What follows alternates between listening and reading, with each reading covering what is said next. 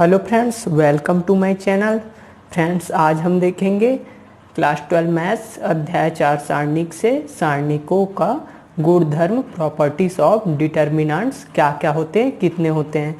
तो चलिए शुरू करते हैं।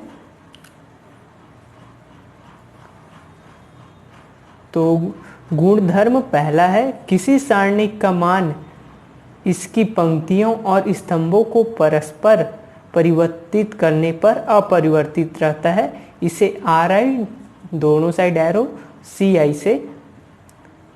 से दर्शाते हैं। मतलब कोई हमें डिटर्मिनेंट दे दिया है, सारणिक दिया है A1 B1 C1 A2 B2 C2 A3 B3 C3, तो उसमें पंक्ति में जो एलिमेंट है उसको स्तंभ में डाल सकते हैं और जो स्तंभ में एलिमेंट है उसको पंक्ति में डाल सकते हैं। तो ऐसे चेंजेस करने पर डिटर्मिनेंट की वैल्यू बदलती नहीं है, मतलब उसका मान एक ही रहता है। चलिए देखते हैं क्या हो जाएगा इसका बदलेंगे तो A1 A2 A3 ये जो स्तंभ में था पंक्ति में आ गई, और ये B1 B2 B3 ये दूसरा स्तंभ का दूसरी पंक्ति में, और C1 C2 C3 मतलब ये तीसरा स्तंभ का तीसरी पंक्ति में आ गई। हम इसी से रिलेटेड एक एग्जाम्पल देख लेते हैं। दिया है सारणिक 2 ऋण 3 5 6 0 4 1 5 ऋण 7 के लिए गुणधर्म 1 का सत्यापन कीजिए। तो चलिए सत्यापित करते हैं इसको। तो हल दिया है सारणिक 2 - 3 5 6 0 4 1 5 - 7 ये है सारणिक नंबर 1, इसको दे देते हैं इक्वेशन से। फिर इसके बाद करते हैं इसका प्रसार प्रसरण। तो प्रसरण कैसे होता है, सारणिक का प्रथम पंक्ति के अनुदिश प्रसरण करने पर। तो प्रसरण करेंगे तो क्या करेंगे, ये प्रथम पंक्ति ये पंक्ति के अनुदिश करेंगे। तो ये क्या हो रहा है हमारा, ये हो रहा है 2 0 - 20 माइनस, और माइनस पहले से तो -3 है, फिर -42 -4 +5, फिर उसका उप सारणिक होता है 30 ऋण 0। तो हो गया 20 ऋण 20 आ गया, धन ऋण धन 3 और ऋण 42 ऋण 4 ऋण 46 हो गया, और ये हो गया 30। तो अब गुणा करेंगे 2 का ऋण 20 से तो ऋण 40, ऋण 46 का 3 से करेंगे तो ऋण 138, और 5 का 30 से करेंगे तो 150। तो जब हल करेंगे तो 138 और 40 माइनस माइनस कितना होगा 178 में धन 150 करेंगे तो कितना आंसर आएगा -28 ऋण 28। अब इसी को हम परिवर्तित करने पर मान ज्ञात करेंगे।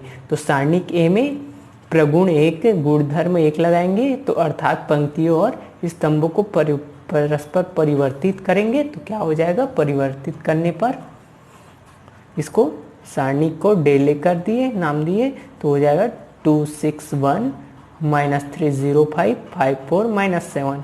इसको भी पहले स्तंभ के अनुदिश, उसको स्तंभ के अनुदिश करेंगे प्रसरण करने पर। तो इसका भी मान आएगा हमारा -28 ऋण 28।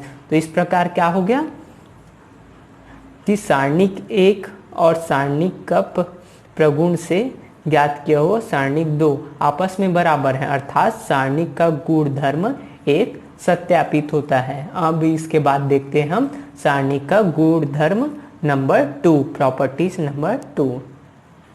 दोस्तों, आपको इसका PDF मेरे टेलीग्राम चैनल में मिल जाएगा, इसलिए आप मेरे टेलीग्राम चैनल को ज्वाइन कर सकते हैं। लिंक डिस्क्रिप्शन में है मेरे टेलीग्राम चैनल का। तो चलते हैं देखते हैं गुणधर्म 2। यह कहता है यदि एक सारणिक की कोई 2 पंक्तियां या स्तंभों को परस्पर परिवर्तित कर दिया जाता है तब सारणिक का चिन्ह परिवर्तित हो जाता है, अर्थात जो धन है वो ऋण हो जाता है और ऋण धन हो जाता है, किंतु सारणिक का संख्यात्मक मान वही रहता है। मतलब ए बी रहेगा तो ए बी रहेगा, बस माइनस प्लस के में अंतर आएगा। इससे हम पंक्तियों के परस्पर परिवर्तन को आर आई दोनों साइड एरो आर्जित और स्तंभ के परस्पर परिवर्तन को सी आई डबल एरो दोनों साइड CJ से दर्शाते हैं। अब हम देख लेते हैं कैसे दर्शाएंगे। तो ये हो गया कोई सारणिक दिया है A1 B1 C1 A2 B2 C2 A3 B3 C3। अब इसी में का हमको करना है परिवर्तित, R2 और R1 को परिवर्तित कर रहे हैं, आपस में एक्सचेंज कर रहे हैं। तो मेरे परिवर्तित करने पर तो चिन्ह बदलेगा तो माइनस आ जाएगा, तो ये हो जाएगा R1 हो जाएगा A2 B2 C2 और R2 में R1 का एलिमेंट ट्रांसफर हो जाएगा तो A1 B1 C1।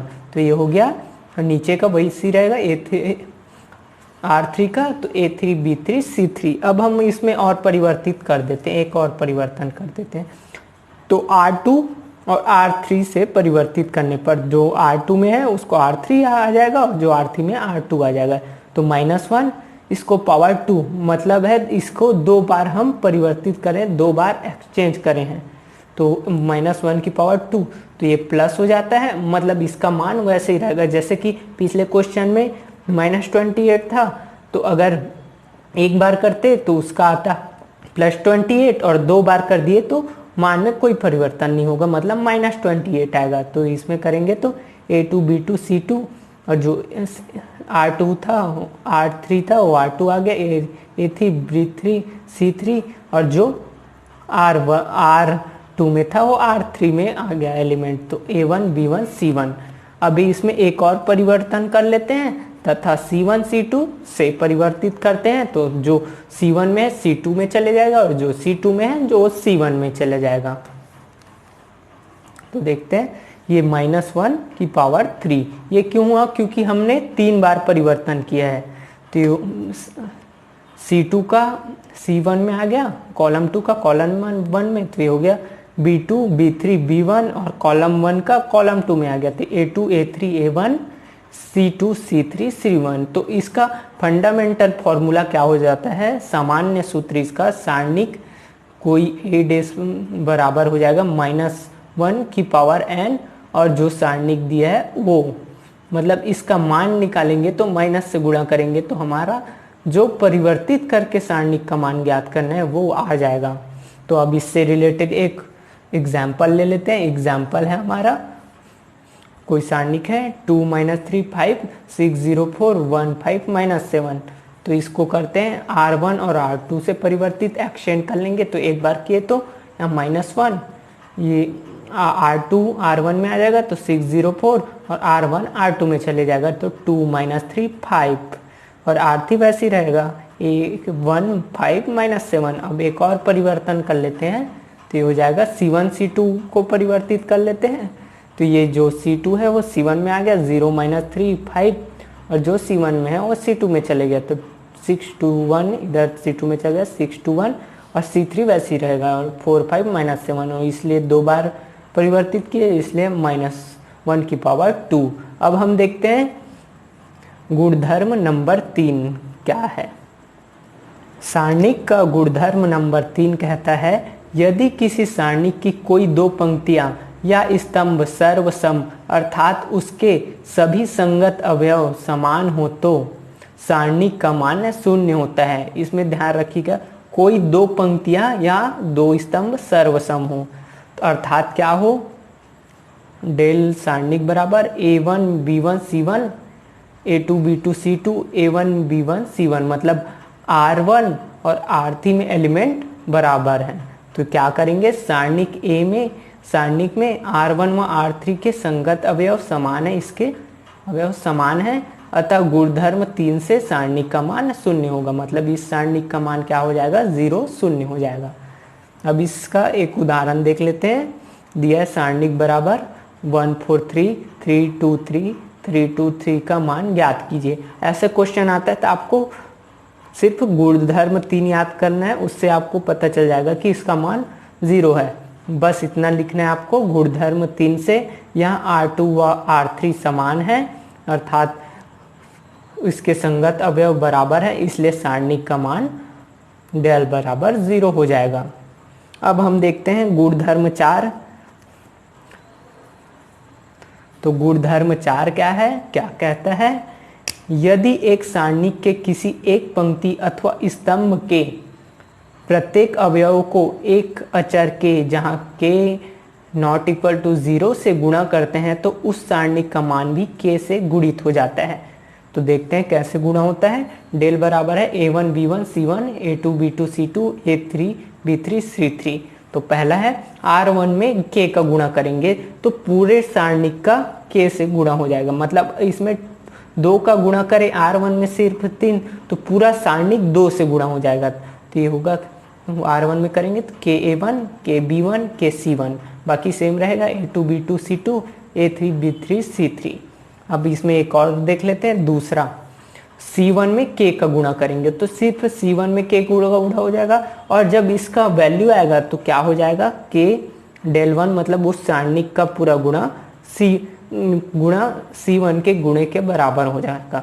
तो k a1 k a2 k a3 बाकी सेम रहेगा c2 c3 b1 b2 b3 c1 c2 c3।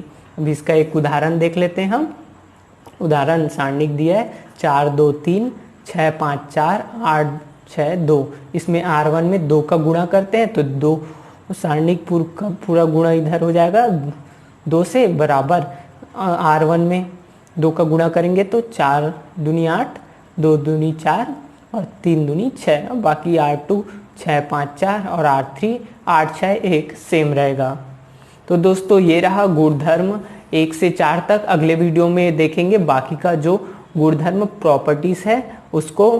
तो आज के लिए इतना ही। अगर वीडियो अच्छा लगा हो दोस्तों तो वीडियो को लाइक कीजिए, और आप मेरे चैनल में अगर नए हैं तो मेरे चैनल को सब्सक्राइब कीजिए, क्योंकि मैं क्लास 12 कक्षा 12वीं का सभी क्वेश्चन, पूरा सिलेबस मैथ्स फिजिक्स केमिस्ट्री का इसमें कवर करूंगा और डेली वीडियो इससे रिलेटेड अपलोड करता हूं।